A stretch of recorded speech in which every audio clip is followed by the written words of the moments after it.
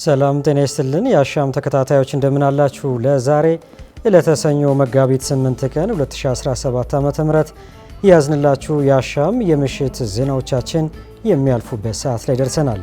በቅድሚያም ርዕሰ ጉዳዮቹን በማስተዋወቅ እንጀምራለን። በትግራይ የሚስተዋለው የፖለቲካ ውጥረት ወጣቱ አለብኝ ባለው የደህንነት ስጋት ክልሉን እየለቀቀ ነው ሲሉ ለአሻም ተናገሩ።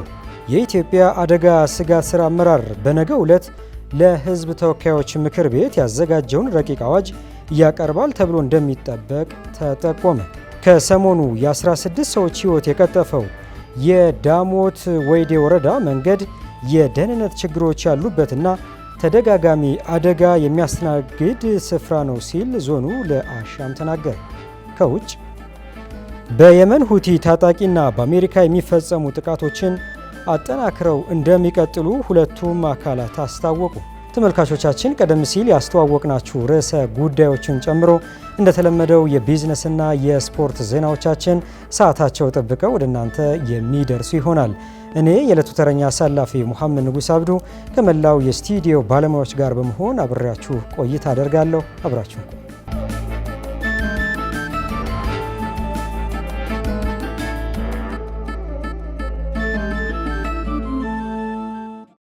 በትግራይ በሚስተዋለው የፖለቲካ ውጥረት ወጣቱ አለብኝ ባለው የደህንነት ስጋት ክልሉን እየለቀቀ ነው ሲሉ ለአሻም ተናገሩ። በጉዳዩ ላይ ለአሻም አስተያየታቸውን የሰጡ በክልሉ የተለያዩ ከተማ ነዋሪዎች ወጣቱ ክልሉን እየለቀቀ ነው ሲሉ፣ በተቃራኒው በሌሎች ስፍራዎች ደግሞ ከሰሞኑ የነበረው የፖለቲካ ውጥረት ተፈጥሮ የነበረው ስጋት በአመዛኙ መረጋጋት አሳይቷል ብለዋል። ኃይለ ገብርኤል ታደሰ በትግራይ ክልል የተካሄደው ጦርነት በፕሪቶሪያ ስምምነት ከተጠናቀቀ በኋላ ክልሉ በጊዜያዊ አስተዳደር መንግስት ሲመራ መቆየቱ ይታወሳል። ከጊዜ በኋላ ግን በጊዜያዊ አስተዳደሩና በህወሓት መካከል ባለመግባባት ምክንያት መከፋፈሎች ተፈጥረዋል። ሁለቱም አንጃዎች ተደጋጋሚ መግለጫዎችን በማውጣት ሲወነጃጀሉና ማስፈራሪያ የሚመስሉ መልእክቶችን ሲያስተላልፉ ቆይተዋል። ከሰሞኑን ደግሞ ተግባራዊ የሆኑ እርምጃዎችን መውሰድ መጀመራቸው ተገልጿል። በዚህ ሁሉ እንቅስቃሴ ውስጥ ግን በዋናነት ጫናና እንግልት እየደረሰበት የሚገኘው የክልሉ ነዋሪ ነው። በክልሉ የተለያዩ ከተሞች የሚገኙ ነዋሪዎችም በክልሉ የሚስተዋለውን ውጥረት አስመልክተው የተለያዩ አስተያየቶችን ይሰጣሉ። ሁሉንም የሚያመሳስላቸው ግን በድጋሚ ጦርነት ውስጥ መግባት እንደማይፈልጉ ይናገራሉ። የመቀሌ ከተማ ነዋሪ የሆኑት አስተያየት ሰጪ በከተማው ነዋሪ ዘንድ የተለያዩ ተቃራኒ የሆኑ ሀሳቦች እንደሚንጸባረቁ ገልጸው በነዋሪው ዘንድም የድጋሚ ጦርነት እንዳይነሳ ስጋት እንዳለባቸው ተናግረዋል። በአድዋ ከተማ ባለፉት ቀናት ስጋቶች እንደነበሩና መግለጫዎች ከተሰጡ በኋላም በትንሹም ቢሆን መረጋጋቶች መኖራቸውን ገልጸዋል። በሽሬ ከተማ ደግሞ በሸቀጦች ላይ ከፍተኛ የሆነ ጭማሪ መኖሩንና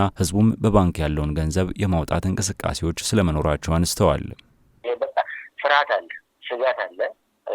ዳግም ጦርነት እንዳይጀምር ዳግም ልጆች እንዳናጣ የሚል ስጋት አለ። ባለፉት 3 ቀን 4 ቀን በጣም ትልቅ ጭንቀት ውስጥ ነበርን። ማለት የሆነ አደጋ ይፈጠራል፣ የሆነ መጥፎ ነገር ሊመጣ ይችላል የሚል ፍርሃት ነበረን። ያው ሰውም ለመውጣት ብዙ እንቅስቃሴ ነበር። ያው አሁንም የተለየ ብዙም አልቆመም፣ ግን ቢያንስ ግን የተወሰኑ መግለጫዎች ከተሰጡ በኋላ ባለፈው ያው የተወሰነ ቢሆንም መረጋጋት በተለይ ከወታደራዊ አመራሮች ከጸጥታ ቢሮ መግለጫ ወረደ መግለጫ ከሰጠ በኋላ የተወሰነ ለውጥ አለ። በእርግጥ ግን ስቲል አሁንም ወጣቱ አሁንም ፍርሃት ላይ ነው። በቃ ማለት ገና ይሄ ነው የሚባል መፍትሄ አላገኘም። 500 የሚሸጥ የነበረው 1500 እየተሸጠ ነው። ዘይት 1000 ብር የነበረችው አሁን 2300 2400 ሆናለች። እና የነጋዴው ማህበረሰብ ያን ፖለቲከኞችን ያጠፉት ተቀራርበ ማውራት መነጋገር እየቻሉ የፈጠሩትን ነገር አሁን ማህበረሰቡ ከነበረው የጦርነት ሁኔታ ትንሽ ለማገገም በሚችልበት በሚደርስበት ጊዜ እንደ አዲስ ወዳልሆነ ነገር ገብተዋል። ህዝቡ ሁሉ ከነበረው ከድሮ ተምሮ ከባንክ ያለው ብር እያወጣ እህልም በለው ምንም በለው እየገዛ ነው። ዋጋ ግሽበቱም ሄደዋል። በጭንቀት ውስጥ ነው ያለው በአጠቃላይ። በተጨማሪም በአድዋ ከተማ ህዝቡ በውይይት ላይ ናቸው የሚለውን መረጃ ከሰማ በኋላ የተሻለ ነገር ይመጣል በሚል ተስፋ መፍትሄን እየጠበቀ እንደሚገኝ ተናግረዋል። ሽሬ ከተማ ደግሞ ስጋቶች እንዳሉ ተነስቷል። ያው አድዋ ከተማ ምንም የተለየ ነገር የለም። ማለት መዋከቡ፣ ባንክ ወረፋ ምናምን እንደዚህ መጨናነቁ ምናምን ብዙ የተለየ ነገር አታይም። ማለት ህዝቡ ትንሽ ጭንቀት ውስጥ ነው ያለው። ማለት ምን ይፈጠራል ወይ አዲስ ነገር እየጠበቀ ነው። ማለት መፍትሄዎች ያው ስብሰባ አለው ይባላል እየተነጋገሩ ነው ምናምን እየተባለ ስለሆነ መፍትሄ ነው እየጠበቀ ያለው እንጂ የተለየ መዋከብ የተለየ እንቅስቃሴ ምናምን ብዙ አታይም። ያው ከዛሬ ነገ መፍትሄ ይመጣል የተሻለ ነገር ተመካክረው ወይ ደግሞ ተግባብተው የሆነ መፍትሄ ጥሩ መፍትሄ ለሰላም የሚሆን ለመረጋጋት የሚሆን መፍትሄ ይመጣል በሚል በተስፋ ነው በጉጉት ነው የጠበቀ ያለው እና ይሄን ያለው በአድዋ አሁን ምንም የተፈጠረ ችግር የለም። ያው በሰላም ቅደም እንደነበረው ነው የተንቀሳቀስ ያለው ማለት ነው። በአመራሮቹ በሁለቱ መከፋፈል ስጋት ካልሆነ በስተቀር ሌላ ምንም ችግር የለም በዚህ አካባቢ ማለት ነው። ምንም የጸጥታ ችግር ያጋጠመ ችግር የለም። የተቃውሞ የድጋፍ ምናምን የሚባል የለም። ልክ እንደ ድሮ ነው ያለው ማለት ነው። በክልሉ የሚገኙ ወጣቶች በትግራይ ክልል ባለው አሁናዊ ፖለቲካዊ ሁኔታ ምክንያት ክልሉን በተለያየ መንገድ ለቀው የመውጣት እንቅስቃሴዎች ስለመኖራቸውም ነው የተገለጸው። ወጣቶቹ እየወጡ ነው። አሁን ብታይ የሚመጣ ፕሌኑ ራሱ ሲመጣ የለውም ሰው ሲሄድ ነው ያለው ማለት የትራንስፖርቱ እንትን ላይ ማለት ነው። እየወጣ ነው። ሰራዊቱም እየወጣ ነው። ከሰራዊት እዚህ ያለው ወጣትም እየወጣ ነው ወደ ሌላ ግልጽ ነው። በቃ እየሄደ ነው። በቃ ወጣቱ ደግሞ ስራም ስለሌለ አሁን ደግሞ የድህነት ስጋትም ስላለበት የተሻለ ነው ወደሚለው ቦታ የተንቀሳቀሰ ነው። ያው ስደቱ አለ፣ ወደ አዲስ አበባ ጉዞ አለ። የማይካድ ነው። ግን ከባለፉት ቀናቶች ግን ከነበረው ከሁለት ቀን 3 ቀን በፊት ከነበረው ግን አንጻራዊነት አሁን የተወሰነ መረጋጋት ይታያል። ያን ነገር ከተጀመረ በኋላ ወጣቶች እየወጡ ነው። ብዙ ወጣቶች እየወጡ ነው።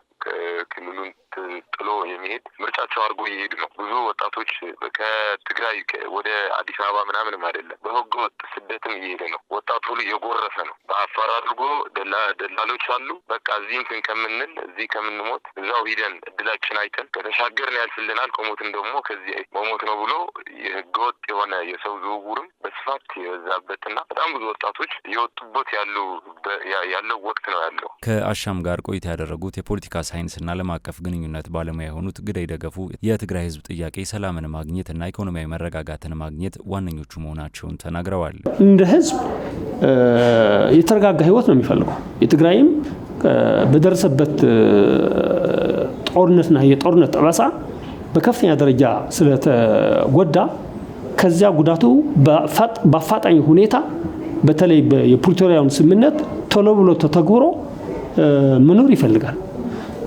ስለዚህ ከመረጋጋት ሰላምና መረጋጋት ቀጥሎ የኢኮኖሚ ጥገና ይፈልጋል፣ የማህበራዊ ጥገና ይፈልጋል።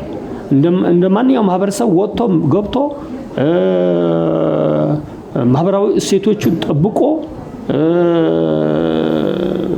የማህበራዊ አገልግሎቶችን እንደልቡ የሚያገኝበት ሁኔታ ይፈልጋል። ከዚሁ ጋር በተያያዘ የኢትዮጵያ ሰብአዊ መብቶች ኮሚሽን ኢሰመኮ በትግራይ ክልል ጊዜያዊ አስተዳደር ውስጥና ውጭ በሚገኙና የህዝባዊ ወያኔ ሓርነት ትግራይ ህወሓት መሪዎች መሆናቸውን በሚገልጹ አካላት መካከል ከተከሰተው አለመግባባት ጋር ተያይዞ በክልሉ ለወራት የዘለቀውና ከቅርብ ጊዜያት ወዲህ አሳሳቢነቱ እየጨመረ የመጣው ውጥረት በክልሉ አጠቃላይ ሰላምና የሰብአዊ መብት ሁኔታ ላይ ያለውን አንድምታ እየተከታተለ እንደሚገኝ ገልጸዋል። በተለይም የክልሉ ጊዜያዊ አስተዳደር ፕሬዚዳንት መጋቢት 1 ቀን 2017 ዓ.ም በከፍተኛ ወታደራዊ አዛዦች ላይ ጊዜያዊ እገዳ ማስተላለፋቸውን እንዲሁም የህወሓት ተወካይ መሆናቸውን የሚገልጹት አካላት በተለያዩ የክልሉ አካባቢዎች የጊዜያዊ አስተዳደሩን የመንግስት ተቋማት ለመቆጣጠር እንቅስቃሴ ማድረጋቸውን ተከትሎ ከክልሉ ነዋሪዎች ዕለታዊ እንቅስቃሴ ባሻገር በሰዎች ሰብአዊ መብቶች ላይ አደጋና ስጋት ፈጥረዋል ብለዋል። በመሆኑም ሁሉም የሚመለከታቸው አካላት ችግሩን ከሚያባብሱ ድርጊቶች እንዲቆጠቡ እንዲሁም የፖለቲካ ልዩነቶች በምክክርና በመግባባት ህግን መሰረት በማድረግ እንዲፈቱ ኢሰመኮ ጥሪውን አቅርቧል። ፖለቲካዊ አለመግባባቶች በሰብአዊ መብቶች ላይ ተጨማሪ ጉዳት እንዳያደርሱ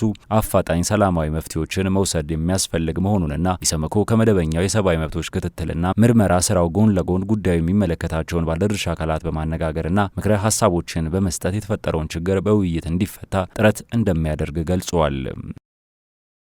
የኢትዮጵያ አደጋ ስጋት ስራ አመራር በነገው ዕለት ለህዝብ ተወካዮች ምክር ቤት ረቂቅ አዋጅ ያቀርባል ተብሎ ይጠበቃል። አዋጁ መንግስት ማንኛውም የተፈጥሮና ሰው ሰራሽ አደጋ በዜጎች ላይ እንዳይደርስ መንግስታዊ ኃላፊነት ያለበት መሆኑን ስለ አዋጁ አስፈላጊነት የተነሳ ነጥብ ነው። በተያያዘ የአዋጁ አስፈላጊነት አደጋን በመከላከል በማቅለል ዝግጁነትን በማረጋገጥ ወቅታዊ ምላሽ በመስጠትና በተሻለ ሁኔታ መልሶ በማቋቋም ረገድ የፌዴራልና የክልል የአስተዳደር ተቋማትን የውስጥ አቅም መገንባት አስፈላጊ ስለመሆኑ ተጠቁሟል። በነገው ዕለት በፓርላማው ቀርቦ ይጸድቃል ተብሎ የሚጠበቀው ረቂቅ አዋጁ በ7 ክፍሎች የተከፋፈለ ሲሆን ከመካከላቸውም ስለ አደጋ ተጎጂዎችና ተጋላጮች መብትና ግዴታ የሚለው ይጠቀሳል። በዚህም ለአደጋ ተጎጂዎች የተሰጠው መብት አደጋን በመከላከልና በመቆጣጠር ማህበረሰቡን በማገዝ የመሳተፍ መብት በተለይም የበጎ አድራጎት ተግባራት ላይ በነፃና በፈቃደኝነት የመሳተፍ አቅማቸው በፈቀደ መጠን አደጋን ለመከላከልና ለመቆጣጠር የሚያስችሉ ተግባራት ላይ በንቃት የመሳተፍ የሚልም ተካተዋል። ለአደጋ ተጎጂዎችና ተጋላጮች ከተቀመጡ ግዴታዎች መካከል ደግሞ አደገኛ ከሆነ አንድ ስፍራ እንዲለቁ ወይም ወደ አንድ ስፍራ እንዳይገቡ ስልጣን ባለው አካል የሚሰጡ ትዕዛዛቶችና መመሪያዎችን የማክበርና የመፈጸም ግዴታ ይጠቀሳል። በተመሳሳይ መልኩ ስልጣን ያለው አካል ለአደጋ አስቸኳይ ምላሽ ለመስጠት የሰው ኃይል አቅርቦቶችን፣ መሳሪያዎችን፣ መንገዶችንና መሰረታዊ መገልገያዎችን ለማንቀሳቀስ የሚወስነው ውሳኔ የማክበር በአደጋ ሊጠቁ በሚችሉ አካባቢዎች ወይም በመንግስት ለደህንነታቸው አደጋ ይደርስባቸዋል ተብለው በተለዩ ስፍራዎች ላይ የኑሮ መሰረት ከማድረግ መቆጠብ የሚሉ ነጥቦች ከግዴታዎች መካከል መሆናቸው አሻም ከኢትዮጵያ ሕዝብ እንደራሴዎች ምክር ቤት አባላት ሪፖርተራችን መሰረት ነቃ ያገኘው መረጃ ዋቢ አድርጎ ዘግቧል። ከሰሞኑ የ16 ሰዎች ሕይወት የቀጠፈው የዳሞት ወይዴ ወረዳ መንገድ የደህንነት ችግሮች ያሉበትና ተደጋጋሚ አደጋ የሚያስተናግድ ስፍራ ነው ሲል ዞኑ ለአሻም ተናገረ። ብርሃን እሸት ያዘጋጀው ዘገባ መሰረት ነቃ እንደሚከተለው ያቀርበዋል። በደቡብ ኢትዮጵያ ክልል ወላይታ ዞን ዳሞት ወይዴ ወረዳ በአዴሳ ከተማ በደረሰ የትራፊክ አደጋ የ16 ሰዎች ሕይወት ማለፉን የዳሞት ወይዴ ወረዳ አስተዳዳሪ ተክሌ ቶማ ላሻም ተናግረዋል። ተክሌ ይህ አሰቃቂ የመኪና አደጋ ከአርባ ምንጭ ወደ ሻሸመኔ ይጓዝ በነበረበት ወቅት የደረሰ አደጋ መሆኑን አስታውቀዋል። በአካባቢው በተደጋጋሚ የሚከሰተው የመኪና አደጋ መንስኤው ምንድን ነው ስትል አሻም የወረዳውን አስተዳዳሪ ጠይቃለች። የመንገድ ደህንነት ችግሮች እንዳሉ የተናገሩት ተክሌ መንገዱ የፍጥነት መቆጣጠሪያ የለውም ሲሉ ተደምጠዋል። ከአሁን በፊትም ተመሳሳይ የመኪና አደጋ በተደጋጋሚ ይከሰታል፣ ብዙ ጉዳት ደርሷል ብለዋል። በእርግጥ ከአንድ ወገን ብቻ አይደለም ችግሩ፣ ከመንገድ ደህንነት ጋር የሚያያዝ ችግሮች አሉ። የመንገድ ፍጥነት መቀነሻ ስፒድ ባምፕ የሚባለው አልተሰራም፣ ቁልቁለት የሚበዛበት ነው። ከፍተኛ የትራፊክ ፍሰት ያለበት ነው። ከወላይታ ሶዶ፣ ከአርባ ምንጭ፣ ሐዋሳ፣ ሻሸመኔ፣ አዲስ አበባ በአብዛኛው ከባድ ጭነትም የህዝብ ተሽከርካሪዎችም በዛ ነው የሚያልፉት እና የፍጥነት መቀነሻ መሰራት ነበረበት። ህዝቡም በተደጋጋሚ እየጮሄ ነበር። ክስተቱም ደግሞ በተደጋጋሚ ከፍተኛ የሰው ህይወትና ንብረት ላይ ውድመት ያስከተለ ቆይቷል። ሁለተኛ መንገድ ዳር ምልክቶች አልነበሩ። ሾፌሮቹም ተጠንቅቆ አስቀድሞ አይቶ ጥንቃቄ እንዲያደርጉ የሚያደርግ ነገር አልነበረም። ሶስተኛ ደግሞ ጠመዝማዛ መንገዶች ላይ ድልድይ አካባቢ መጋጫ የሚቆም ብረቶች ይተከላልና እነዚህ ሶስት የመንገድ ደህንነት ስራዎች ባለመሰራቱ በተደጋጋሚ ክፍተቶች ይፈጠራሉ። ከአሽከርካሪዎች በኩልም የሚስተዋሉ ክፍተቶች አሉ ያሉት የዳሞት ወይዴ ወረዳ አስተዳዳሪ ችግሩን ለመቅረፍ ሲሰራ እንደነበር ላሻም ተናግረዋል። ተክሌ አክለውም የሚመለከተው አካል ቅድሚያ ትኩረት ሊሰጠው ይገባል ሲሉ አሳስበዋል። የመንገዱን ሁኔታ በአግባቡ ያልተረዱ ለመንገዱ አዲስ የሚሆኑም አሉ። የሚያውቁትም ደግሞ ፍጥነት ቀንሶ ከማሽከርከር አንጻር ሰፊ ጉድለቶች አሉ። ሰሞኑን ግን ከባድ ጉዳትም አስቀድሞ ስለተነሳ ችግሮቹን ለመፍታት እየሰራ ነበር። የተከሰተው የመኪና አደጋ ትሬን የተበጠሰው ከ5 ኪሎ ሜትር ርቀት በላይ ነው። 5 ኪሎ ሜትር መሀል ላይ ያለው ህዝቡ ላይ እየገጨ መኪና 3 መኪና ገጭቶ መንገድ ላይ ጥሎ ነው የመጣው። መንገድ ላይ አንድ ሰው ገሎ ነው የመጣው። መኪና ካሉት የሞተው 15 ሰው ነው። ገበያ ቀን ቢሆን ትምህርት ተማሪዎች የሚወጡበት ሰዓት ቢሆን ኖሮ አደጋው ከዛም የከፋ ሊሆን ይችላል እና መንገዱ ኢኮኖሚያዊ፣ ማህበራዊ ፋይዳው እጅግ ከፍተኛ ነው። ነገር ግን አሁን ጉዳት እያደረሰ ስለሆነ የሚመለከተው አካል አሁንም የቅድሚያ ትኩረት ቢሰጥ የሚል ሀሳብ አለ። ጉዳዩ የሚመለከተው የኢትዮጵያ መንገዶች ባለስልጣን ሻሸመኔ ቅርንጫፍ ስጋቶች እንደነበሩ ያውቃል ብለዋል። ይሁን እንጂ ባለስልጣኑ ጥያቄው በደብዳቤ እንዲቀርብለት በመጠየቁ ስራው መዘግየቱን አስተዳዳሪው አብራርተዋል። የኢትዮጵያ መንገዶች ባለስልጣን ሻሸመኔ ዲስትሪክት ይሄ ችግር ሊፈጠር ይችላል የሚል ስጋቶች ስለነበሩ ባለፈው ሳምንት ጥናት እያደረጉ ነበር። አጋጣሚው ደግሞ ቀጣይ ሳምንት ወደ ስራ እንገባለን ብሎ አቅዶ እየሰሩ ባሉበት ወቅት ነው ይሄ አደጋ የተከሰተው። ህዝብ በየጊዜው ጩኸት ይነሳል። ጥያቄውን ግን ኦፊሻል በሆነ በህጋዊ መንገድ በደብዳቤ መጠየቅ ነበረበት። እስካሁን በደብዳቤ አልተጠየቅንም የሚል ነው የኢትዮጵያ መንገዶች ባለስልጣን የሚያነሳው። ነገር ግን ጥያቄው ከወረዳ አስተዳደር ቢጠየቅ ባይጠየቅም ምን አይነት ችግር የት አካባቢ ሊከሰት ይችላል የሚለው የመንገዱ ርክክብ ከኮንትራክተሩ ከመደረጉ አስቀድሞ ይሄ ስራ መሰራት ነበረበት። ነገር ግን አሁን የረፈደ ቢሆንም ለቀጣይ ግን ትምህርት ነው የሚሆነው። የኢትዮጵያ ኤሌክትሪክ አገልግሎት የደንበኞች የኃይል ፍላጎትን ለማሟላት በትኩረት እየሰራሁ ነው አለ። ተቋሙ ከጊዜ ወደ ጊዜ እየጨመረ የመጣውን ፍላጎት ለማሟላት አቅጄዋለሁ ባለው ሁሉን አቀፍ የለውጥ ስራዎች ውጤታማ የሚባል ተግባራት ማከናወን ችያለሁ የሚል ግምገማ እንዳለው የአገልግሎቱ ኮሚኒኬሽን ስራ አስፈጻሚ መላኩ ታዬ ለአሻም ነግረዋታል። ፍራውል ኃይሉ የኢትዮጵያ ኤሌክትሪክ አገልግሎት ባለፉት 7 ወራት ሩብ ሚሊዮን ለሚሆኑ ደንበኞች አዳዲስ የመብራት ቆጣሪ ማስገባቱን ገልጾ 72 የሚሆኑ የገጠር መንደሮችን ደግሞ የፀሐይ ኃይል ማመንጫን በመጠቀም የኤሌክትሪክ አገልግሎት ተጠቃሚ እንዲሆን ማድረጉን የኢትዮጵያ ኤሌክትሪክ አገልግሎት የኮሚኒኬሽን ዋና ስራ አስፈጻሚ መላኩ ታዬ ለአሻም ተናግረዋል። ዋና ዋና መለኪያዎቻችን ወይም KPI አኳያ ስናይ ባለፉት 7 ወራት ወደ ሩብ ሚሊዮን የሚሆኑ አዳዲስ ደንበኞች ቆጣሪ ገብቶላቸው የአገልግሎታችን ተጠቃሚ ማድረግ ችለናል። ይሄ ትልቅ ውጤት ነው። ከዛ ውጪ በከተሞችና በመንደሮች ደረጃ ስናይ ባለፉት 7 ወራት ወደ 72 የሚሆኑ የገጠር መንደሮችና ከተሞች የአገልግሎታችን ተጠቃሚ እንዲሆኑ አድርገናል። ይሄ እንግዲህ ተቋሙ አሁን ላይ በከፍተኛ ሁኔታ እየገጠመኝ ነው ስላለው ችግር ሲያነሳ በተለይ በተቋሙ ውስጥ የሚገኙ መሰረተ ልማቶች ከደንበኞች ፍላጎት ጋር ያለመጣጣም ከፍተኛ ችግር እየሆነበት መሆኑን ገልጸው ይህም ከባለፉት ዓመታት ተንከባሎ የመጣ ችግር መሆኑን ያነሱት መላኩ ታዬ ይህንም ለመፍታት ተቋሙ ትኩረት ሰጥቶ እየሰራ መሆኑን ተናግረዋል። መላኩ ታዬ አክለውም አሁን ላይ በአጠቃላይ በሀገሪቱ የኤሌክትሪክ አገልግሎት የሚያገኙ የማህበረሰብ ክፍሎች 54 በመቶ የሚሆኑት ብቻ መሆናቸውን አንስተው 46 በመቶ የሚሆኑት የሀገሪቱ ክፍሎች አሁንም በጨለማ ውስጥ ያሉ በመሆኑ እነዚህን የማህበረሰብ ክፍሎች ተጠቃሚ እንዲሆኑ የተለያዩ ስራዎች እየተሰራ መሆኑንም ለአሻም ነግረዋታል። አሁንም በርካታ የሀገራችን ክፍል ጨለማ ውስጥ ነው ያለው። ተደራሽነታችንን ስናይ ከ54 ከመቶ የዘለለ አይደለም የኤሌክትሪክ ሽፋን ሀገራዊ። ስለዚህ ወደ 46 ከመቶ የሚሆነው የሀገራችን ክፍል አሁንም ከኤሌክትሪክ አገልግሎት ውጪ ነው ያለው።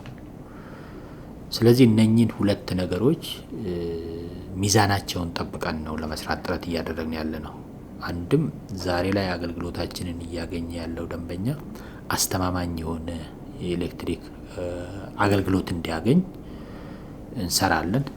ሁለትም ደግሞ ፈጽሞ የአገልግሎታችን ተጠቃሚ ያልሆነውን የህብረተሰብ ክፍላችንን የአገልግሎታችን ተጠቃሚ እንዲሆን በተለይ ተቋሙ 70 በመቶ የሚሆኑ የመሰረተ ልማቶች ዝርጋታዎች የሚውሉ ግብዓቶች ከፍተኛ በሆነ የውጭ ምንዛሪ ወደ ሀገር ውስጥ በማስገባት በተለያዩ ከተማዎች የኃይል ማከፋፈያና ማሻሻያ ስራዎች ላይ ትኩረት አድርጎ እየሰራ መሆኑንም ገልጸዋል። የስምንቱ ከተሞች የማሻሻያና የመልሶ ግንባታ ስራን አስቀድመን አጠናቀናል። እነኚህ 8 ከተሞች እንደነ አዲስ አበባ የመጀመሪያው ምዕራፍ፣ አዳማ፣ ጅማ፣ ባህር ዳር፣ መቀሌ እና ሐዋሳ የመሳሰሉ 8 ከተሞች ላይ መጀመሪያው በፓይሌት ደረጃ የ8ቱ ከተሞች የኔትወርክ ማሻሻያና መልሶ ግንባታ ስራዎችን አጠናቀናል። በእነኚህ ባጠናቀቅንባቸው አካባቢዎች ላይ የተሻለ አስተማማኝ የሆነ የኤሌክትሪክ አቅርቦት አለ ብሎ መውሰድ ይቻላል ከትናንት ጋር ስናነጻጽረው። በተቋሙ ውስጥ የሚታዩ በተለይ ደንበኞች ቆጣሪ እንዲገባላቸው ጠይቀው በርካታ ወራትና አመታት የሚጠብቁና የእጅ መንሻ ያስፈልጋል የሚሉ ህሳቢዎችን ለመቀየርና ለደንበኞች ግልጽና ተጠያቂነት በሰፈነበት መልኩ አገልግሎት ለመስጠት እየተሰራ መሆኑን አንስተው በዚህ ድርጊት ላይ የተሰማሩ ግለሰቦችን ተጠያቂ የማድረግ ስራም እየተሰራ መሆኑን አብራርተዋል። ከዚህ በፊት የአገልግሎታችን ተጠቃሚ ለመሆን ኃይል ለማግኘት ጥያቄ አቅርቦ አንድ ሰው በርካታ ወራት አመታት አንዳንዴም ወይ ሰው ያስፈልገኛል ብሎ የሚኖረው ህሳቤ አንዳንዴም ደግሞ በእጅ መሄድ አለብኝ እጅ መንሻ መስጠት አለብኝ ብሎ ያለሱ አገልግሎት አይገኝም የሚለው ህሳቤ እኛ ውስጥ ካሉ ዛምዚም ካሉ ብልሹ አሰራሮች የሚመነጩ ናቸው። እነኚህን ህሳቤዎች ሁሉ የሰበርንበት ጊዜ ነው ብሎ መውሰድ ይቻላል። ሌሎች አካባቢዎችም ጧት አመልክቶ አንድ ደንበኛ ከሰዓት ቆጣሪ ገብቶለት የአገልግሎታችን ተጠቃሚ እያደረግን ያለንበት ምዕራፍ ላይ እንገኛለን። ይሄ ለውጡ ጅማሬ አንድ ውጤት ነው። ይሄም ቢሆን አገልግሎታችን ንጹህ ነው ማለት አይቻልም። እዛም እዚህም ፊውዝ እየነቀሉ በተለያዩ ምክንያቶች የብልሹ አሰራር የተጠናወታቸው ጥቂት ሰራተኞች ውጭ ካሉ ደላሎች ጋር በመመሳጠር ህብረተሰቡን የሚያማርሩ የሉም ማለት አንችልም፣ ይኖራሉ። እነኚህ እንግዲህ በሚደርሱን ጥቆማዎችና መረጃዎች ላይ በመመስረት እርምጃዎችን እንወስዳለን። ተቋሙ በከፍተኛ የውጭ ምንዛሪ በሚያመጣቸው የመሰረተ ልማቶች ላይ የሚፈጸሙ ስርቆት ለስራው ከፍተኛ ፈተና እየሆነበት መሆኑን አንስተው የአገልግሎቱ ተደራሽነቱ ላይና ጥራት ላይ ከፍተኛ ተጽዕኖ እያደረሰ በመሆኑ ህብረተሰቡ እነዚህ በመሰረተ ልማቶች ላይ የሚደርሱ ጉዳቶችን እንዲከላከል በአሻም በኩል ጥሪያቸውን አስተላልፈዋል። በከፍተኛ የውጭ ምንዛሪ የመጣ የህዝብና የመንግስት ሀብት ላይ የሚደርሱ ስርቆቶች ቀላል አይደሉም። ቀላል አገልግሎታችንንም አይፈታተነው። ህብረተሰባችን ላይም አንዱ የምሬት ምንጭ፣ የአገልግሎት ጥራት መጓደል ምንጭ፣ የኃይል መቆራረጥ ምንጭ እየሆነ ያለው እዛም እዚህም መሰረተ ልማቱ ላይ እየደረሱ ያሉ ዝርፊያዎች፣ ጉዳቶች ለተቋማችን ፈተና ነው። እዚህ ጋር አስተማማኝ የሆነ ኤሌክትሪክ አገልግሎት እንዲኖር የነበረውን መስመር በአዲስ የመተካት የማዘመን ስራ ለመስራት ከፍተኛ መዋዕለ ንዋይ እናፈሳለን። እዛ ጋር ደግሞ ጨለማ ውስጥ ያለው የህብረተሰባችን ክፍል አገልግሎቱን እንዲያገኝ ከፍተኛ መዋዕለ ንዋይ አፍሰን እንሰራለን። ይሄ ሀብት ላይ ደግሞ ጥቂት ግለሰቦች የሚፈጽሟቸው ጉዳቶች ተቋማችን ላይም የፋይናንስ ጫና እያሳደሩ ነው።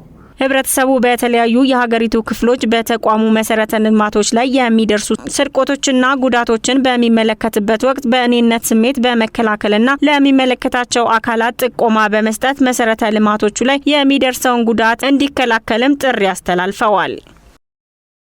ለአሻም አስተያየታቸውን የሰጡ የእስልምና እምነት ተከታዮች የሁለቱ ሃይማኖቶች ጾም መገጣጠም ለሀገር ሰላምና እድገት ከፍተኛ አስተዋጽኦ ይኖረዋል አሉ።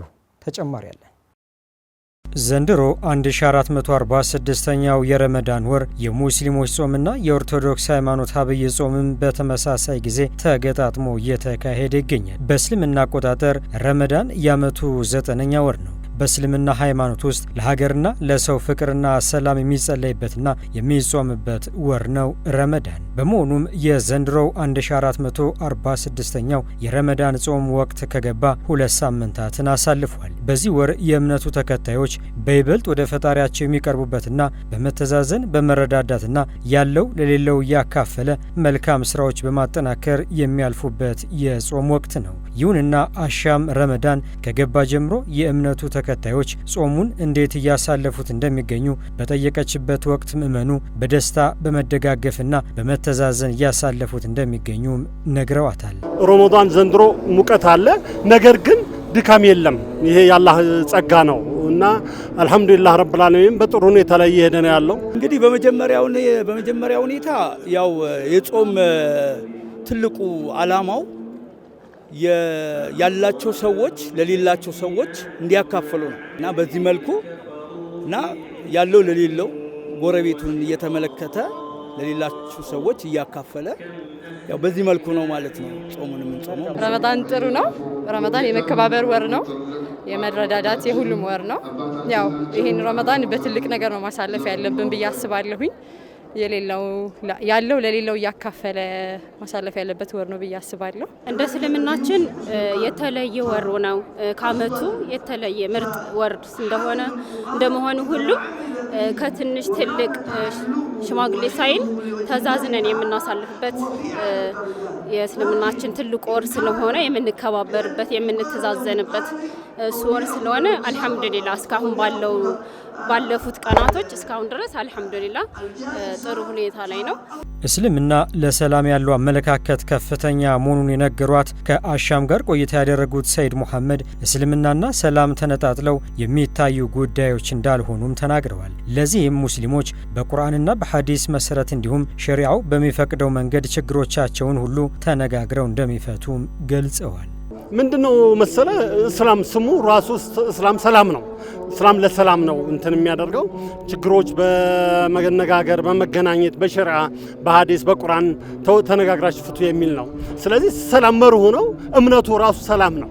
ስለዚህ በሰላም ሁኔታ ላይ ሁሉም ሙስሊም ብትጠይቀው ሰላም ነው ፍቅር ነው የሚፈልገው። የሁለቱ ሃይማኖቶች ማለትም የእስልምናና የክርስትና ሃይማኖቶች በአንድ ወቅት ጾሙ መገጣጠሙ በይበልጥ አብረው የነበሩና የዘለቁት ተቋማት ተከባብረውና ተሳስበው በሚያሳልፉበት ጊዜ ለሀገር ሰላምና እድገት ከፍተኛ አስተዋጽኦ እንደሚኖረውም ጠቁመዋል። ጾሙ ተመሳሳይ መሆኑ እዝነትን አሁን ለምሳሌ እኛም ጾመኛ ነን፣ እነሱም ጾመኛ ናቸው ማለት በሁለቱም ከድሮ አንድ ላይ ያደገ እምነት ነው። መተሳሰብ ያለ እምነት ነው። ጾም ሲሆን ደግሞ ሞር በጣም የተሻለ መተሳሰብ ይኖራል። ህብረተሰቡ ለሃይማኖት የሚሰጠው እንትን በጣም ከፍ ያለ ነው ከሌላው ከዓለም ክፍል እና እንደገና ደግሞ ተከባብሮና ተዛዝኖ ተቻችሎ የሚኖርበት ሀገር ቢኖር የኛ ሀገር ነው እና ይህን ሁኔታ ደግሞ ምንድነው ሀገራችንን ወደ ተሻለ ደረጃ ለማድረስ ወደ ተሻለ ብልጽግና ለማድረስ አጋዥ ይሆናል ማለት ነው። ሀገርም የሚቆመው ከሌሎች ስራዎች በተጨማሪ ከሽምግልና ማቆያ በጾለት ነው። ስለዚህ የሁለቱ እምነት እንትኖች አንድ ቦታ መመድረጉ አላህ Subhanahu Wa Ta'ala ለሀገሪቱ የሁሉም እያለቀሰ የለመን ጾለት በሚያደርግ ሀገሪቱ ወደ እድገት ለምታደርገውን ጉዞ መሰናክሏን ጠራርጎ ሰላም የምትሆንበትንና መልካም የሆነ እድገት የምታገኝበትን ሀገር አመላካች ነው ብዬ ነው የማስበው። ከአሻም ጋር ቆይታ ያደረጉት የህዝብ እንደራሴዎች ምክር ቤት አባልና የሃይማኖት መምህር የሆኑት ኡስታዝ ካሚል ሸምሱ ኢትዮጵያ የብዝሃ ሃይማኖት መገኛ መሆኗን አስታውሰው የሃይማኖት ተቋማት ህዝቡን የመገንባት ኃላፊነት እንዳለባቸው ገልጸዋል። ካሚል የጾሙ መገጣጠምም እንደ ጥሩ አጋጣሚ አንስተው ምዕመኑ በጾም ውስጥ ከሆነ የግጭት ምንጭ ሊሆን እንደማይገባም አመላክተዋል። እነዚህ የጾም ወቅቶች በአንድ ላይ መምጣታቸው ሁሉም ቤተ እምነቶች ተከታዮቻቸውን ሰላም ላይ የተሰጠው በሁሉም መጽሐፍቶችና በሁሉም እምነቶች ውስጥ የተሰጠው ሰላም የተሰጠው ቦታ በጣም ከፍ ያለ ነው። እኔ እንደ አንድ ሙስሊም ለሰላም እስልምና የሰጠው ቦታ በጣም ትልቅ ነገር ነው። አላህ Subhanahu Wa Ta'ala 99 ስሞች ውስጥ አንዱ ሰላም ነው። አንድ ሙስሊም ሰው ሲያገኝ አሰላሙ አለይኩም ይላል። ምን ማለት ነው? አብሽር ከኔ ምንም አይደርስብህም፣ ሰላም ነው ከኔ ጋር ያለ ሪሌሽን። ሰላት ሲጨርስ ሰላሙ አለይኩም ብሎ ይላል። ስለዚህ ለሰላም የተሰጠው ቦታ ከምንም በላይ በጣም ትልቅ ነው። በሁሉም ሃይማኖቶች ውስጥ ሰላም ትልቅ ቦታ ነው የሚሰጠው ማለት ነው። ስለዚህ የግጭት ምንጭ እንዴት ልንሆን ቻል? ይሄ ሁሉ ህዝብ ጾም ውስጥ ከሆነ ሙስሊሙ ጾም ውስጥ ከሆነ ክርስቲያኑ ጾም ውስጥ ከሆነ የትኛው ሰው ነው በዚህ ሰዓት ነፍስያውን ስሜቱን መቆጣጠር አቅቶት ግጭት ውስጥ ያለው? ስለዚህ ይሄ ሃይማኖቶቹ በትክክል ሰው ውስጥ ገብቷል ወይ ሰርጿል ወይ? ሰዎች አማኞች ናቸው፣ እምነቱን በትክክል እየኖሩ ነው ያሉት። በስም ሙስሊም መሆንና እስልምና መኖር ይለያያል። በስም ክርስቲያን መሆንና ክርስትናን መኖር ይለያያል። ስለዚህ እነዚህ ነገሮች በትክክል ቦታቸውን መያዝ መቻል አለባቸው ማለት ነው።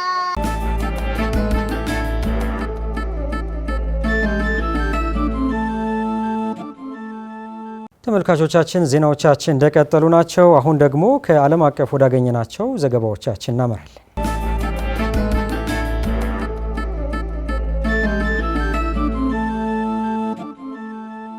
በኮንጎ ደቡብ ኪቩ ግዛት በህፃናት ላይ የሚፈጸሙ ጥቃቶች ተበራክተዋል ሲል የተባበሩት መንግስታት ድርጅት አስታወቀ። የተባበሩት መንግስታት ድርጅት ዓለም አቀፍ የህፃናት የድንገተኛ አደጋ ፈንድ ዩኒሴፍ በኮንጎ በህፃናት ላይ የሚደርሱ ጥቃቶች የተበራከቱ መምጣታቸውን ባወጣው ሪፖርት አመላክቷል።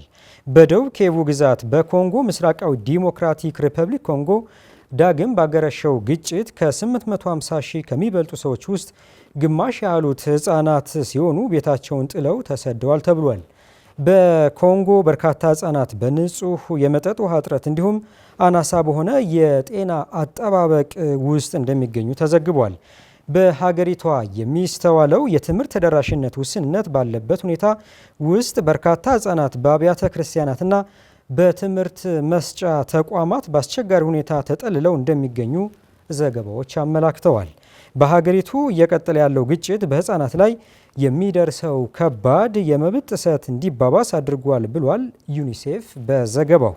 ካለፈው ጥር 2025 ጀምሮ የተረጋገጡ የህፃናት ጉዳቶች ጨምረዋል የተባለ ሲሆን ይህም ከታህሳስ 2024 ጋር ሲነጻጸር በግምት 150 በመቶ ጭማሪ አሳይቷል ነው የተባለው።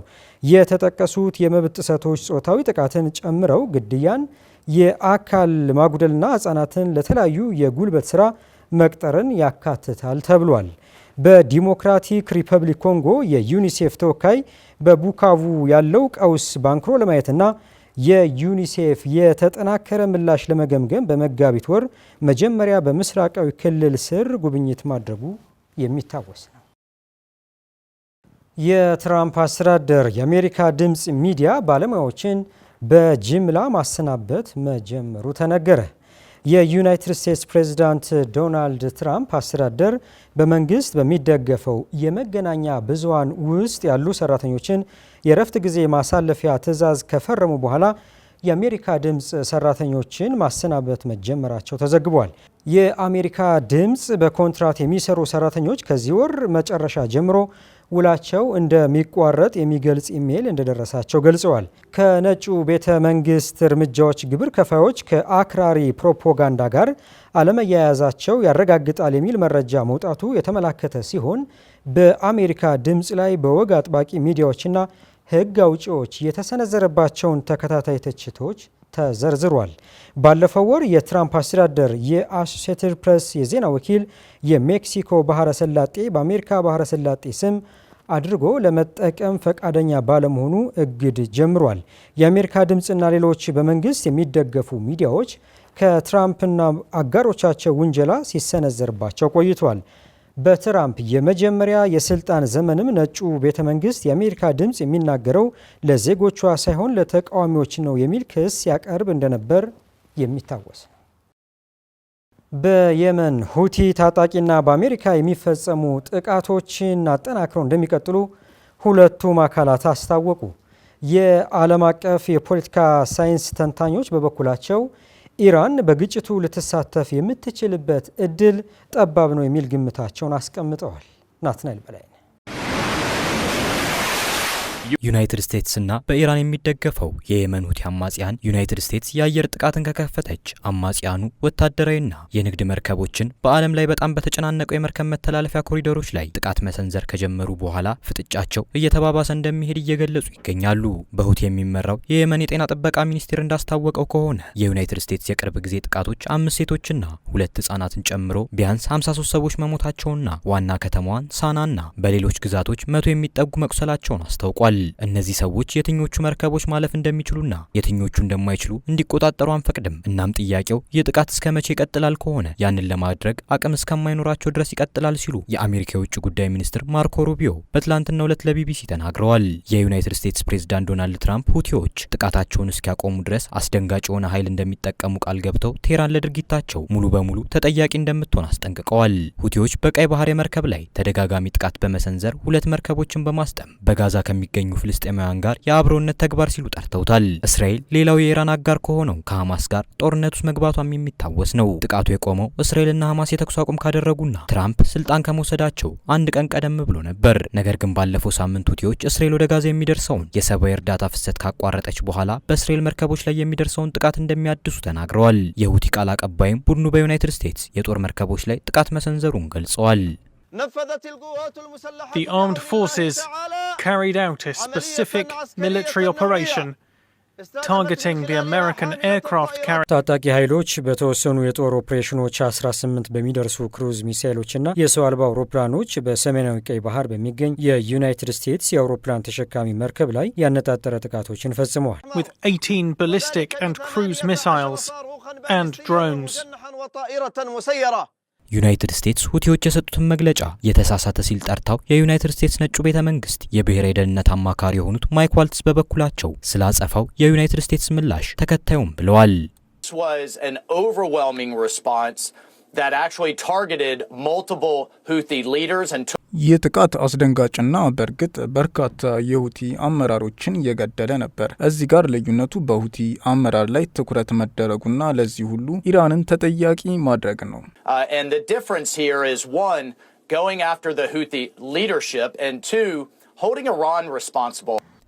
የአማጺዎቹ ሚስጥራዊ መሪ በመባል የሚታወቁት አብዱል ማሊክ አልሁቲ ከዩናይትድ ስቴትስ ጋር የተፈጠረውን ወታደራዊ ውጥረት እንጋፈጣለን ሲሉ ተደምጠዋል። የተባበሩት መንግስታት ድርጅት ዋና ጸሐፊ አንቶኒዮ ጉቴሬስ ቃል አቀባይ ስቴፈን ዱጃሪች በሰጡት መግለጫ ሁለቱም ወገኖች ሁሉንም ወታደራዊ እንቅስቃሴዎች ማቆም አለባቸው ሲሉ በመግለጽ በአረቡ ዓለም እጅግ ድሃ ሀገር በሆነችው የመን ውስጥ ላለው አስከፊ ሰብአዊ ሁኔታ ከባድ አደጋ አለ ሲሉ አስጠንቅቀዋል። የዩናይትድ ስቴትስ የውጭ ጉዳይ ሚኒስትር ሩቢዮ ባለፉት 18 ወራት ሁቲዎች የዩናይትድ ስቴትስ የባህር ኃይልን 174 ጊዜ በቀጥታ በማጥቃት 145 ጊዜ የንግድ ማጓጓዣ ላይ ያነጣጠሩ ጸረ መርከብ መሳሪያዎችን ተጠቅመዋል ብለዋል። የዩናይትድ ስቴትስ ፕሬዝዳንት ትራምፕ ኢራን ለቡድኑ የምታደርገውን ድጋፍ እንድታቆም አስጠንቅቀው የነበረ ሲሆን ሀገሪቱ በተላላኪ የሁቲ ቡድን ድርጊት ሙሉ በሙሉ ተጠያቂ እንደምትሆን ቃል ገብተዋል። ቴህራን ሁቲዎችም በገንዘብ በስልጠናና በመሳሪያ ተደግፋለች ስትባልም ቆይታለች። የኢራን አብዮታዊ ጥበቃ አዛዥ ሆሴን ሳላሚ ለኢራን መንግስት ሚዲያ በሰጡት መግለጫ ኢራን ማንኛውንም ዛቻ ወደ ተግባር ለሚወስድ ጠላት ቆራጥና አጥፊ ምላሽ ትሰጣለች ብለዋል። I warn all enemies. ለሁሉም የጠላት ኃይሎች የማስጠነቅቀው ነገር ሁኔታው እርግጥ ከሆነ ቆራጥ፣ ጠንካራና አጥፊ ምላሽ የምንሰጥ ይሆናል። We will give a tough, decisive, and destructive response to any threat. ጥቃቱ በተደጋጋሚ የዩናይትድ ስቴትስ የባህር ኃይል ከሁለተኛው የዓለም ጦርነት ወዲህ ያላየውን ከባድ ጦርነት አስነስቷል አስብሏል። የኢራን የውጭ ጉዳይ ሚኒስትር አባስ አግራቺ በኤክስ የማህበራዊ ትስስር ገጻቸው ላይ ባሰፈሩት ጽሑፍ ዩናይትድ ስቴትስ የአየር ጥቃቱን እንድታቆም አሳስበዋል። ዋሽንግተን የኢራንን የውጭ ፖሊሲ ሊወስን እንደማይችልም ገልጸዋል። ጥቃቱ በዓለም አቀፍ ንግድ ላይ ተጽዕኖ ያሳደረ ሲሆን በእስያና በአውሮፓ መካከል ከፍተኛ መጠን ያለው የባህር ላይ ትራፊክ ከስዊዝ ካናል ርቆ በአፍሪካ ረጅም ርቀት እንዲጓዝ አስገድዶታል። ኢራን በግጭቱ ተሳታፊ እንደሆነች ቢታሰብም ከዩናይትድ ስቴትስ ጋር በቀጥታ ግጭቱ ልትገባ እንደማታስብ አስተያየታቸውን የሰጡት ደግሞ በጆርጅ ታውን ዩኒቨርሲቲ የፖለቲካ ሳይንስ ፕሮፌሰር የሆኑት ጆርጂኒዮ ካፊየሮ ናቸው። You know, I don't think that at this point Iran is looking for some huge brawl with the United States. በዚህ ሰዓት ኢራን ከዩናይትድ ስቴትስ ጋር ግጭት የምትፈልግ አይመስለኝም። አጸፋዊ ምላሽ ልትሰጥ ትችላለች፣ ነገር ግን ያ በቅርቡ ላይሆን ይችላል። ስለዚህ አሁን ላይ ነገሮች በእርግጠኝነት ማወቅ አይቻልም። So much uncertainty, one unknown factor meets another right now. በርካታ ተንታኞች የዩናይትድ ስቴትስ አስተዳደር በዚሁ ውጥረት አያይዞ ኢራን የኒውክሌር መርሃ ግብሯ ጋር በተያያዘ ድርድር እንድታደርግ ለማስገደድ ሊጠቀምበት እንደሚፈልግ ይገልጻሉ። ዝርዝር ዘገባውን ስናዘጋጅ አልጀዚራ፣ አሶሺየትድ ፕሬስ እና ሲኤንኤንን በእማኝነት ተጠቅመናል። ተመልካቾቻችን ለዕለቱ ያዝንላችሁ ዜናዎቻችን ከመቋጨታችን በፊት በድጋሜ ርዕሰ ጉዳዮቹን እናስታውሳችሁ። በትግራይ የሚስተዋለው የፖለቲካ ውጥረት ወጣቱ አለብኝ ባለው የደህንነት ስጋት ክልሉን እየለቀቀ ነው ሲሉ ለአሻም ተናገሩ። የኢትዮጵያ አደጋ ስጋት ስራ አመራር በነገው ዕለት ለሕዝብ ተወካዮች ምክር ቤት ያዘጋጀውን ረቂቅ አዋጅ ያቀርባል ተብሎ እንደሚጠበቅ ተጠቆመ። ከሰሞኑ የ16 ሰዎች ሕይወት የቀጠፈው የዳሞት ወይዴ ወረዳ መንገድ የደህንነት ችግሮች ያሉበትና ተደጋጋሚ አደጋ የሚያስተናግድ ስፍራ ነው ሲል ዞኑ ለአሻም ተናገረ። ከውጭ በየመን ሁቲ ታጣቂና በአሜሪካ የሚፈጸሙ ጥቃቶችን አጠናክረው እንደሚቀጥሉ ሁለቱም አካላት አስታወቁ። ተመልካቾቻችን ለዛሬ ለተሰኞ መጋቢት 8 ቀን የያዝንላችሁ ዜናዎቻችን በዚሁ ተቋጭተዋል። እኔ ለቱ ተረኛ አሳላፊ መሐመድ ንጉስ አብዱ አብሬያችሁ ቆይታ አድርጌ ነበር። ከአሻም ቴሌቪዥን የሚተላለፉ ዜናዎች እንዲሁም ደግሞ አዳዲስ ወቅታዊ ፕሮግራሞቻችን ለመከታተል የፌስቡክ፣ ዩቲዩብ፣ ቲክቶክ እና ቴሌግራም ቻናሎቻችን ላይክ፣ ሼር እና ሰብስክራይብ በማድረግ ቤተሰብ መሆን እንደምትችሉ በዚሁ አጋጣሚ ለመግለጽ እንወዳለን። አሻም ለሁላችን።